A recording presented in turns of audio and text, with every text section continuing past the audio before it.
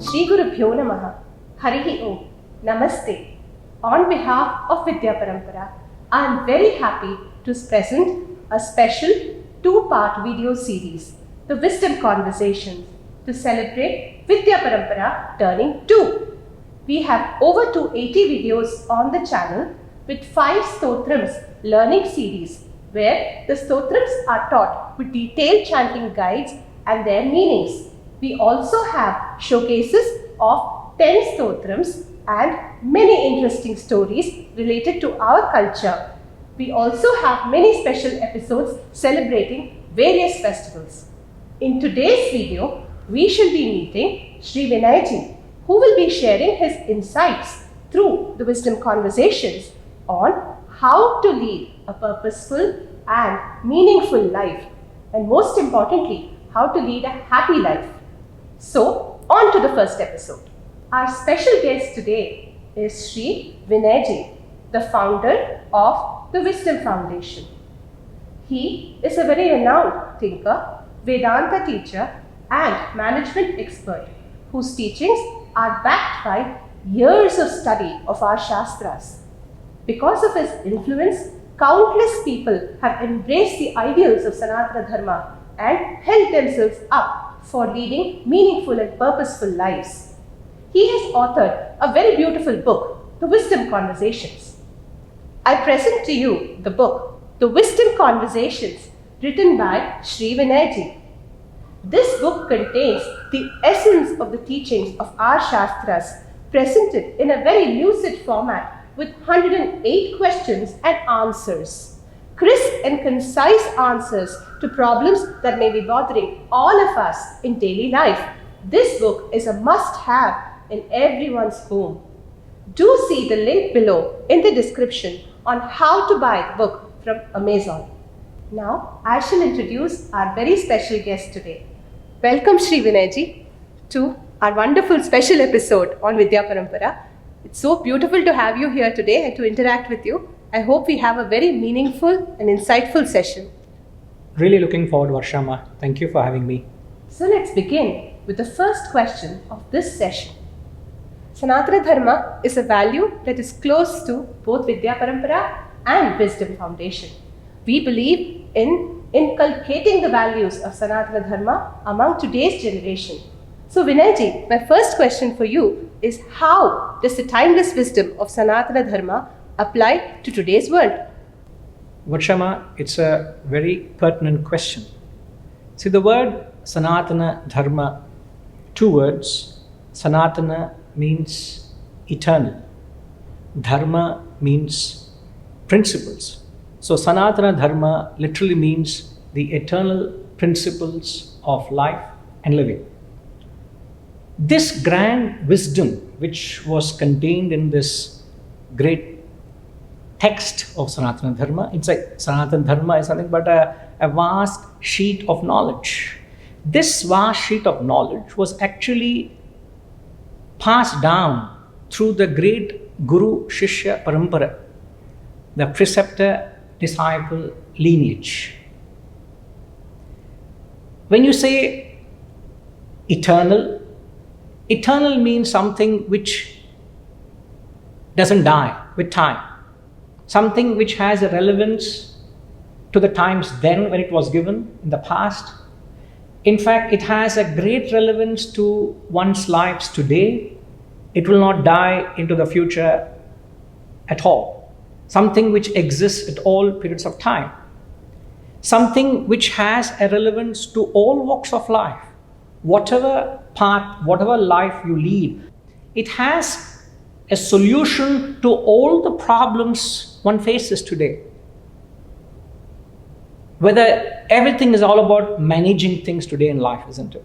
Whether you manage your health, whether you manage your mental health, whether you manage stress. So it's all about stress management, or whether it's work management, or whether it's time management, whether it's relationship management.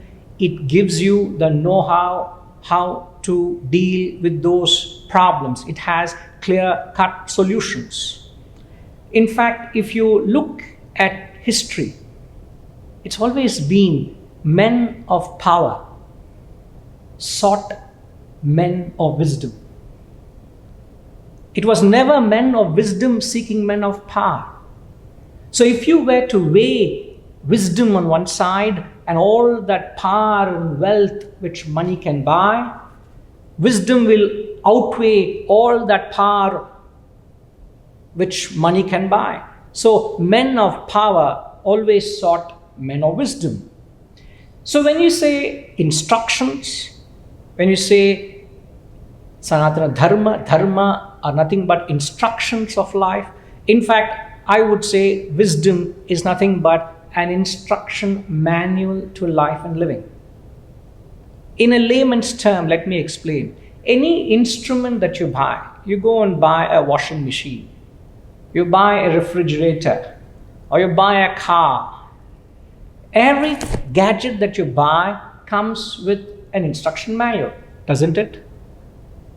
Any skill that you want to learn, whether you want to fly an aircraft, or you want to learn swimming, or you want to even learn driving, comes with a manual. There's a tutor that teaches you how to fly an aircraft or even drive a vehicle or even learn swimming. Any instrument you want to play, whether you want to play a piano or a guitar or drums, all of them comes with a manual. Isn't it logical to say that life also should have a manual? And that manual to life is the Sanathana Dharma. What I'm just saying is, just know the rules of the game and play the game well. It's not the question whether you win the game or you lose the game. But I'm only saying, know the rules of the game and play the game well.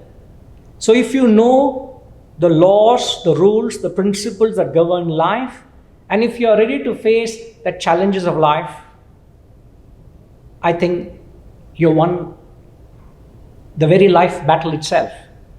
But to plunge into the game without knowing the rules of the game is not acceptable. So we have no regard to this great Sanathana Dharma, as a result of which we are paying the price. We are paying the price of stress and disharmony and mental agitations, friction, conflict, unhappiness, discontentment. This is the price humanity is paying.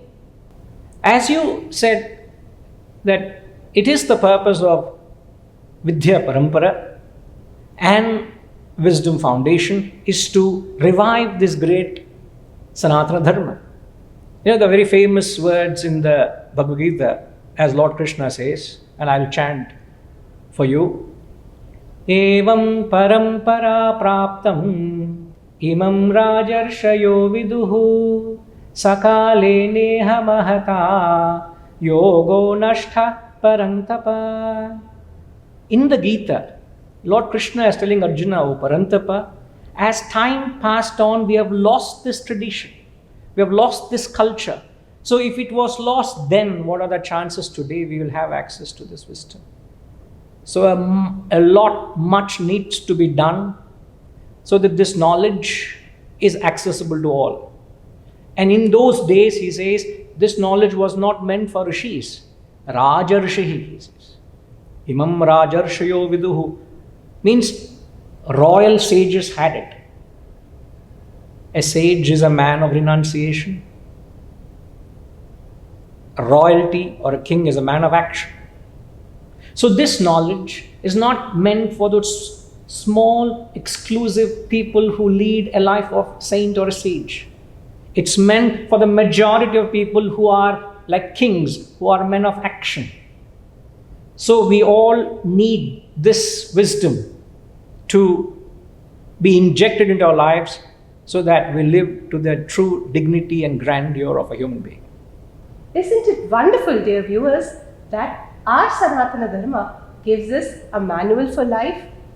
It is wonderful indeed that our Shastras tell us how to live our lives meaningfully and happily, our quest all along, isn't it? So, let's ask Vinayji, what is the manual that Sanathana Dharma provides?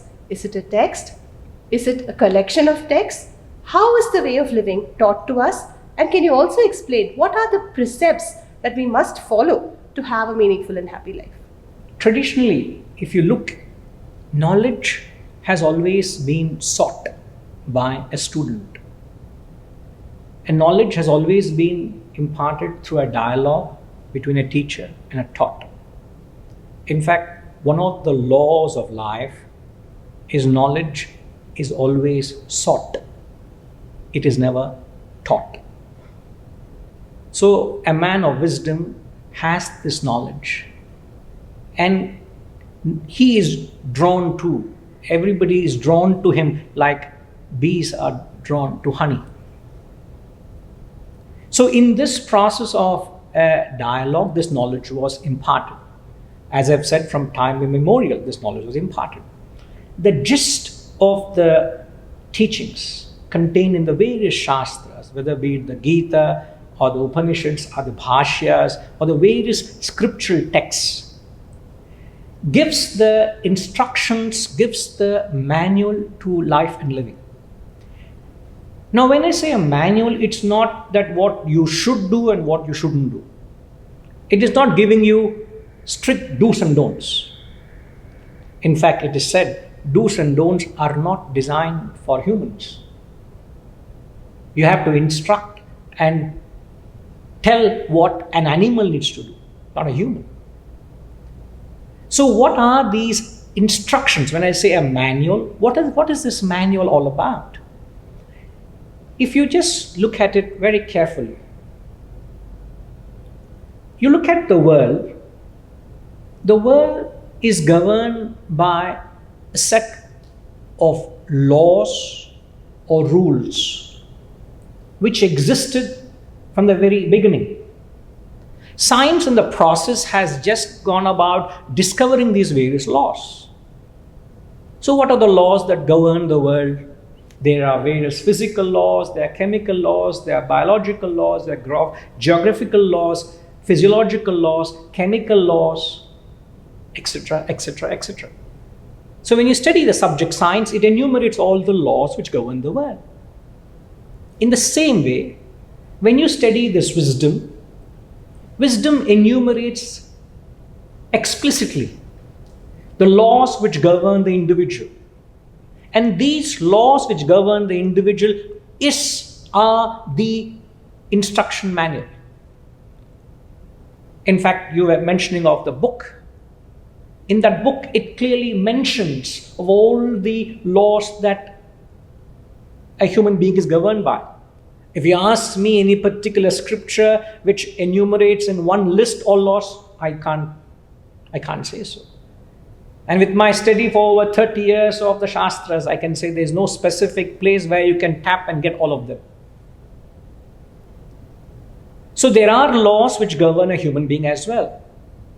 The fundamental law a human being is governed by is known as the law of causation. A law of causation says everything has an effect. Whenever there's an effect, there has to be a cause. Like when I plant a mango seed, there has to be a mango tree. You can't plant a coconut tree and expect a mango tree to come. There is no cause and effect there. And the law of causation explains there is a law of destiny. Law of destiny says you are a product of your past. I am a product of my past. So when I look into my past, I am a slave of my past. Whatever I have done in the past, I have to face the consequences now. But at the same time, it doesn't mean I am bound into my future. The law of karma says you are a producer of the future. I can be what I am because of my past actions, but that doesn't mean I have to be the same in the future. So law of destiny and law of karma governs our life based on the law of causation. Like that, there are various laws. There is a law of deserving, the law of desiring. There's a law which governs your birth. There's a law which governs a death. So it's important. If you don't follow the law itself punishes you. Nobody has to come and punish you. Like when I jump from the first floor, thinking that at 12 o'clock midnight, the gravitational law has taken a short break. I'm asleep, the law also has taken a little break. And if I want to test the law, is the law working at that hour? What would happen? I'll just break my bones. That's all will happen. The law works. Like that, there are laws of attachment. There are laws of detachment. There are various laws. So, instruction manual just gives you all the laws which you ought to know. And people at large are paying the price for ignorance, for not picking up the Sanathana Dharma and learning these instructions or the manual to life. Very well explained, Vinayji, on the laws, the timeless laws that govern all of our lives. The law of causation, the law of karma, the law of birth and death. In fact, my understanding is that Sanatana Dharma is not a text-based religion. Sanatana Dharma is the repository of our timeless wisdom, and as Vinayji rightly explained, handed down through the Guru Sishya Parampara, which makes it all the more authentic and meaningful.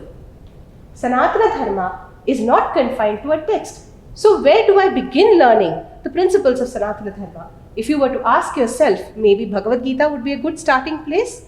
Whatever we read from the Bhagavad Gita or the Upanishads may not completely dawn on us on first reading. But as we continue to read, I'm sure these laws will become more meaningful to us and we can start to read more meaningful lives, isn't it? Absolutely. Great. So I'd like to move on to the next question, which is on how does Sanatana Dharma, essentially the wisdom from our Shastras, help us lead meaningful lives by choosing the right field of action? How will it help me determine what I must be doing with my life? In fact, one of the most important decisions every one of us have to take in our lives is, what am I to become in my life? In order to become something, you must choose a particular field of activity. So the Shastras say every human being is born with a unique nature. And that unique nature is known as vasanas. Vasanas are nothing but your tendencies, your inclinations, or you have a certain leaning towards something in particular. Like you may be interested in automobile engineering, one could be interested in mathematics, another could be interested in arts, another could be interested in philosophy, one could be interested in becoming a pilot or a doctor. So you are born with these innate tendencies or vasanas. If you look around you, if you look into nature, everything in nature has that unique quality which makes it what it is. That's what we call as dharma or nature. For example, a bitter gourd, the nature of bitter gourd is its bitterness. You would never get a sweet bitter gourd, would you? The nature of sugar is its sweetness. The nature of a fox is its cunningness. The nature of a dog is its very faithful. The nature of a cow is its very meek and mild. The nature of a tiger is its ferocity. So everything has a nature, and every being and everything is true to its nature. So one of the fundamental principles or laws our Shastras tell us is you must choose a field of activity which is in accordance with your nature, which you have no choice, which you actually are born with. In fact, there's a very famous verse in the Bhagavad Gita. It appears in the third chapter, where he says, Shreyan swadharmo vigunaha paradharmat swanushthitat swadharme nidhanam shreyaha paradharmo bhayavaha. Such an oft-quoted, very famous verse. But I would say hardly anybody follows it. That's the irony of it. Many people know it, but they have not brought it down into an applied philosophy into their lives. So in exact words, what the Lord is saying there, you must choose a swadharma. A swadharma is a field which is designed for you. Never get into a field which is your paradharma. Paradharma, para means alien to you. Just because it is convenient, just because it is rewarding, just because it has a recognition in the market, I shouldn't start doing things.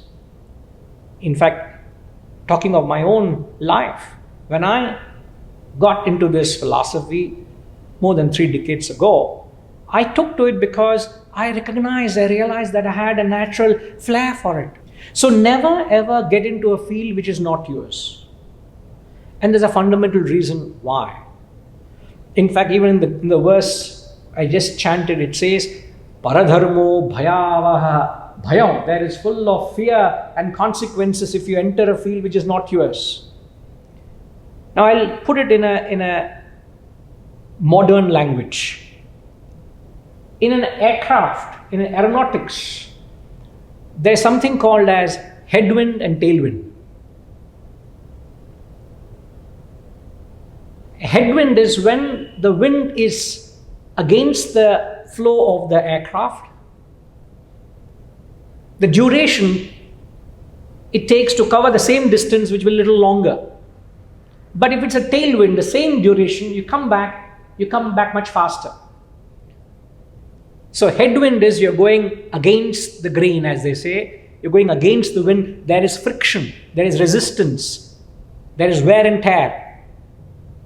You're putting more energy for production, for output, for performance. That I call as paradharma.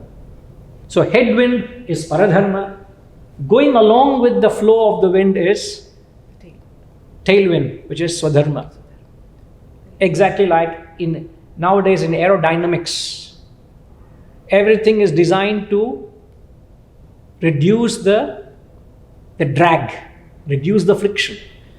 So one of the first things one has to choose is to choose a field which you are born for, which is your nature. So the Shastras give clear guidelines how to do it. You do based on your swadharma, which is nothing but your predominant vasanas. Very true. In fact, one interesting point that occurred to me as you chanted this particular shloka, Shreyan Swadharmo Vigunaha. Okay. Vigunaha itself means that which may have certain repercussions which may not be ideal.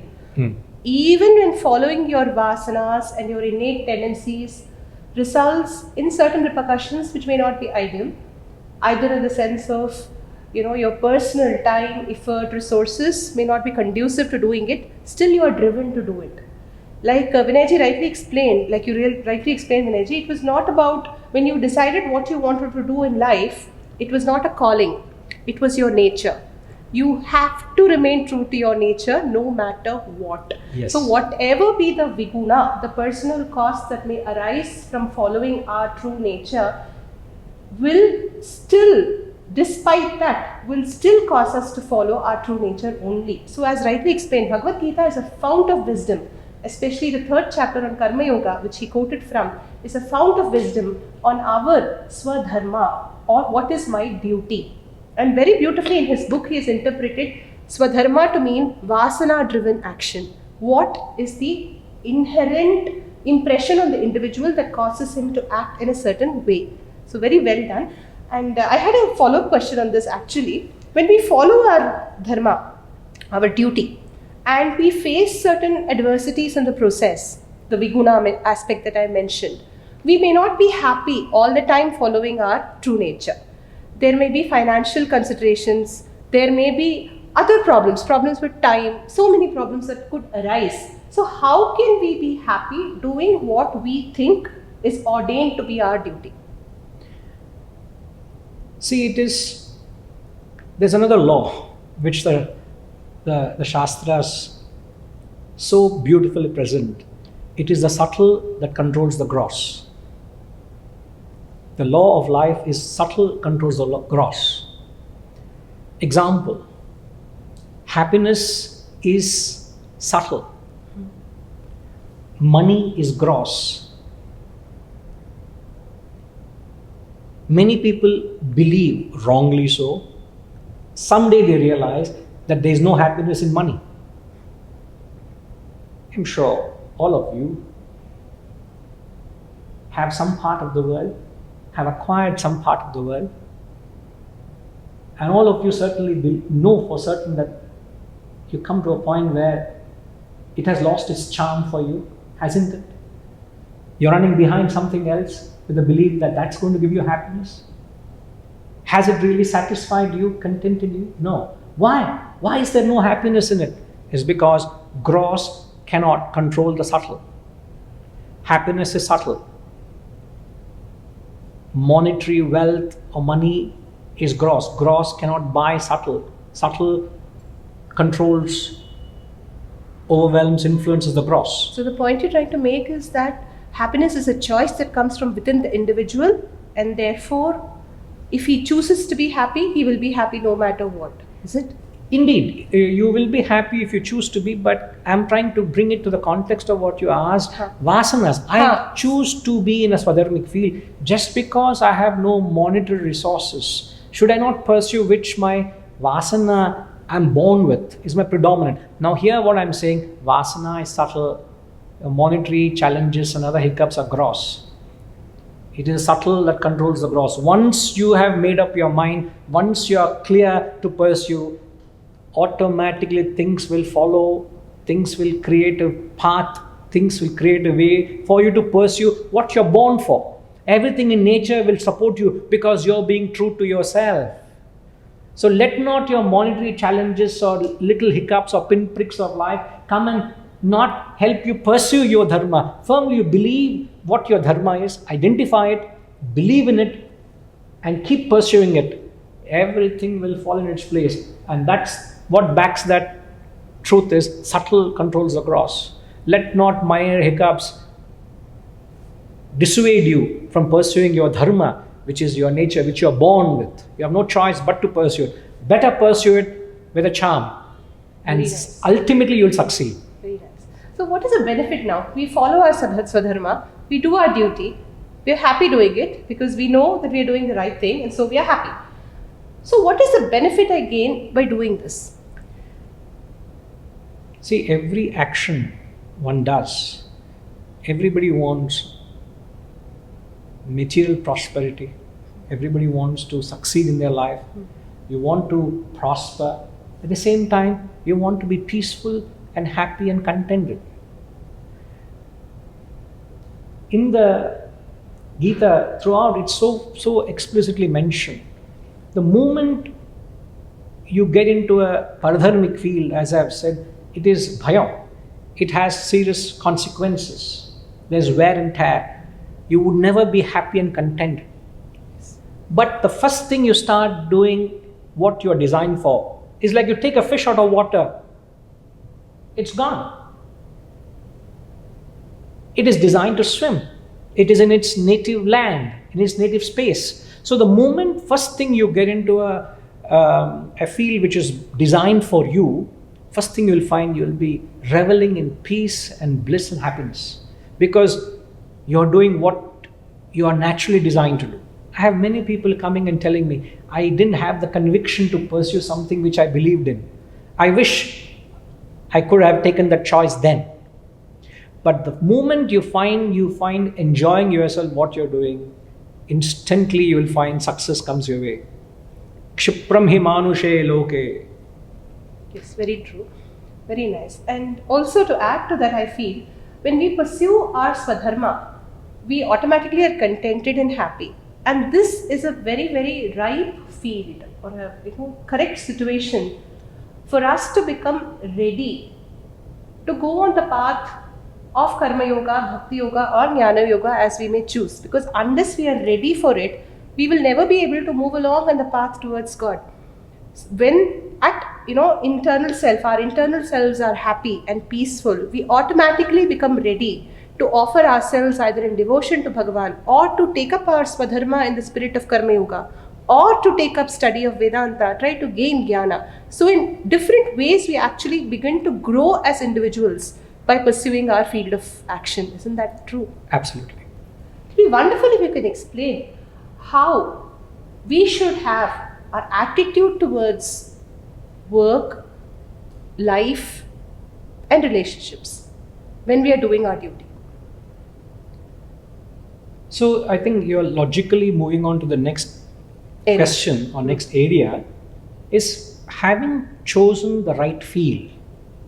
As I've said, I chose the right field, which was for me philosophy. I will die as a philosopher because I am true to my nature. Perhaps you may have chosen music because music is your profession, example I'm saying.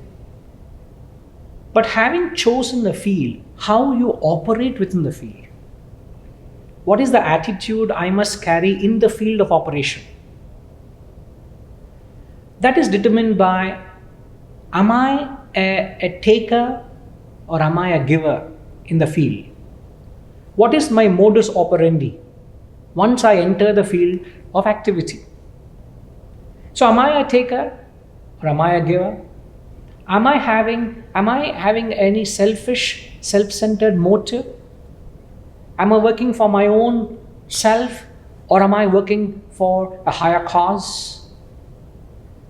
That determines what kind of a person you are. I can be doing in the right field of activity, but I can be doing in the wrong way. I can be operating in the wrong way. And there are beautiful sections in the Gita, in fact in the 3rd chapter. It beautifully clarifies what it is to choose or perform your action rather in a selfish way, what happens, and what happens if you operate in an unselfish way. The 3rd chapter, the 12th verse, he says, Ishtha bhogan hi vo devaha dasyante yajna bhavitaha tairdattana prasadaibhyaha ye bhungte stena yevasaha. He says there, yo bhungte stena yevasaha. One who enjoys, bhungte means one who enjoys anything without producing, without contributing anything. You just want to grab something from the society without you paying the price for it. Such a person is a thief, he says. Tenaha, he says. These people are the worst category of people. And other category of people, he says, bhunjate te tvagam papaha ye pachantyatma karanat. Those who cook for themselves, those who cook for atma karanat. If I cook something, I must eat what I cook. But these are the people, he says, they don't eat what they cook. They eat sin, he says. Papaha. So is my attitude, you may be you may be a corporate leader, you can be a manager, you can be a businessman, you can be a sportsman, you can be an entrepreneur. What is the attitude you have in your work? Am I looking at opportunity to grab something from the society for my own well-being? Is that my attitude? Think twice. Or the Shastras say, Yajna Shishtashana Santah Muchyante Sarvakilbhishaihi. In the same verse he says, the righteous people eat the remnants of sacrifice. And they are freed from all sins. They don't have any sin. So am I working for my own well-being or am I working for a yajna? A yajna means a higher cause, a greater cause. And this above all, my dear friends, the Shastras in the very same chapter, the Gita says, a very famous verse, it says, each one of you have the capacity to grow, to rise to the best. And the famous words in the 3rd chapter, it says, Saha yajna praja shrushva purovacha prajapatihi anena prasavishyadhvam eshavostvishtva kamadhok. You want kamadhenu in your life? You must work with the spirit of Sahayajna.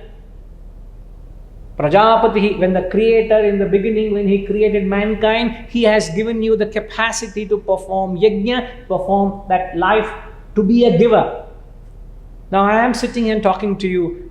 What is my attitude in my work? I am doing this day in and day out, umpty number of interviews, constantly lecturing, constantly talking to people. Now, am I doing it for something for myself in it? And if I do that for myself, I am a stenaha, I am a papa. Or if I am doing, how best can this knowledge reach as many people as possible without any hidden agenda, then I am a giver. So this choice you have, since you have a choice, make the right choice. The attitude you got to inculcate in the field of activity where you are is to be a giver. Perform with the spirit of yajna. Very strong answer, very well put. Provides a lot of food for thought for all of us. I would like to add one thing. As we do our work, thinking that we should have the right attitude, we should give, we should never take, or what we take should be remnants of the sacrifices, very well explained. It automatically puts in mind the fact that if it's difficult for us to do all this, then what? If I'm not able to constantly school myself to being noble, to give, then what should I do? One small thing that Vidya Parampara has taught me, where again what we try to do is share knowledge selflessly, try to make sure that everybody learns the ancient wisdom of our culture, develop bhakti to Bhagavan. The key factor here is Bhagavan and bhakti. The moment we keep Bhagavan at the center of our world and our action, automatically the action becomes purified and we start to think of the higher ideal. So what becomes a very difficult to reach goal becomes easier when we have that focal point in our lives, namely bhakti towards Bhagavan. This is my small insight based on what I have observed with a few years of working, especially working with teaching people shlokas and their meanings. So bhakti can move mountains, bhakti can make even sinners stenaha into jnanis. Moving on to the next question, Vinayji, I would like to know, how can we balance the various roles that we play in life? Do our Shastras tell us how can we be good employees, good family members, good members of the community, and so forth? Do we have a choice there? We don't have a choice. We have no choice because of our own past choices we have made. We are bound to play the various roles that we do. So yes, it is very much possible. And all the time the Shastras say, whatever you do it with a charm. Do it with a smile on your face. So not only you radiate, you are in joy and you also radiate the joy and happiness to everybody around you. So it is a moral obligation, not only for yourself, but for everybody around you. So to be able to juggle between the various roles and how well you perform the various roles, it depends on what you're acting. What is it that is prompting you to act? Are your actions driven on the mere impulses or emotions of your mind? Or are they being driven on the reason and logic and thinking of the intellect? So are you operating on buddhi, which is nothing but duty, obligation, or are you operating on impulses, feelings, and attachment? This makes all the difference. I repeat, to juggle between all the various roles you play and to be able to play your role well, you must know what you're acting on. Are you acting on your impulses and feelings and emotions, which is your mind, or are you acting on reason, duty, judgment and obligation? That is the buddhi, the intellect. This fundamental difference makes all the difference. In fact, in the 4th chapter, a very famous verse of the Gita, it says, Karmano hyapi bodhavyam, bodhavyam cha vikarmanaha, akarmanascha bodhavyam, gahana karmano gatihi. Bodhavyam. The verse repeats the word bodhavyam, should be known. What should be known? Karma should be known. Vikarma should be known. Akarma should be known. What does it mean, should be known? It is your duty primarily to know what is karma. Karma has nitya karma, means your regular routine duties. and it has naimittika karma. You will have special obligated duties. I have my regular duties which I have to perform day in and day out. And today is a special obligation. When you came up to me and said, can we do an interview? I agreed so. And it's a special obligation I have to honor. I can't escape it. So these are special obligations. And there's certain also known as kamya karma, where you act on your desires. You're not told to act on your desires. Then there is vikarma. They are nishiddha karma. They are forbidden actions. So you should know what is your regular duties. You should know what your occasional duties, special duties. When special duties come, they may have to be replaced with your regular duties. You can't say, no, I will not honor them. I will not acknowledge them. You can't say so. You'll have to do so. So the Shastras very clearly give clear instructions how actions can be bifurcated into all these aspects. And in the third chapter, the verse says, it says, Niyatam kuru karmatvam karmajayo hya karmanaha sharira yatra pichate na prasidhyeda karmanaha. It says, even to maintain your physical body, shariram, you need to be active. And there he says, your obligatory action is superior to inaction. You can't choose to abandon action. You must choose to perform niyatam karma. So bodhavyam, it said in the fourth chapter. In the third chapter he said this. Now once you identified what is my role, once you identify what is my duty, whether it's my special duty or it's my regular routine duty, having identified, you must start enjoying your work. First you get into the work, you must start enjoying the process. Problem is, everybody is interested in the proceeds. Everybody wants outcome. Everybody wants the results. Everybody wants the karma phala. Nobody is interested in the karma. Nobody is interested in the action. So once you enjoy the process, the proceeds would come. In fact, that's the famous words of the Lord in the sixth chapter of the Gita. One of the classic verses, the first verse of the sixth chapter, he says, Shri Bhagavan Uvacha Anashrita Karma Phalam Karyam Karma Karoti Yaha Sasanyasi Cha Yogi Cha Na Niragnir Na Chakriyaha. He says, Anashrita Karma Phalam Karyam Karma Karoti Yaha. Renounce the fruits of your karma and perform your karyam karma, which we just spoke of. If you were to renounce your fruits, renounce, in fact, what do I renounce? Renounce the non-essentials of action. In fact, in the book we just spoke earlier, it clearly mentions what are all the non-essentials of action. While I'm acting, I'm holding on to the appendages of action. Appendage means which is clinging on to action, and that is ruining action. So you must renounce the non-essentials and enjoy the action. Enjoy the roles that you're playing. I could be a father, I could be a son, I could be a teacher, I could be a student, I could be a manager. Whatever roles you play, you should be able to identify the right role, play with the right attitude, as we said earlier, and renounce the non-essentials. Now I ask you, Ma, what is the non-essential of action? Doership. Doership. Claiming ownership over the results. These are the two main. 2.47 Bhagavad Gita. Which is that? Karmanyevadhikaraste ma phaleshu kadachana ma karma phalaheturbhu ma te sangostva karmani. Absolutely. Your adhikara is only with karma, not with the ownership phala. over the phala. Ownership. So you have to renounce the kartrutva bhavana. You must renounce the bhoktritva bhavana. You must renounce the hankara.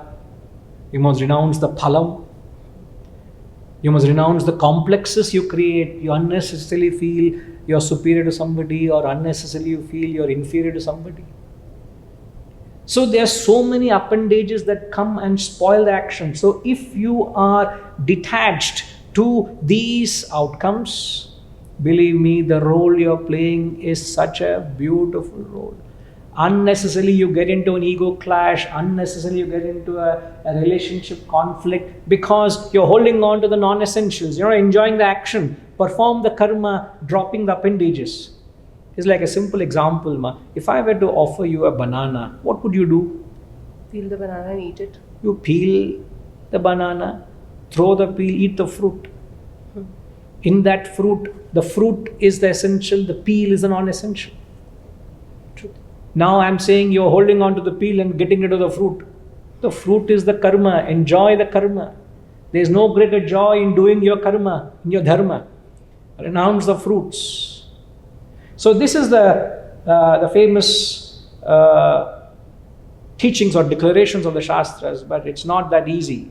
But until you imbibe this wisdom, you will be able to control the anxieties which the mind develops. Renounce the attachments which your mind develops. And if you get the wisdom to guide you to recognize the right call, right action, and perform them without developing any attachment to the non-essentials, I think there's every possible way you can play your role well without any conflict and find the joy within and radiate the joy to others. True, very correct. Basically, if we start looking at things as it is a call on my time, I have to give my resources to this work, and start thinking of everything in terms of an obligation, automatically the joy goes out of the action.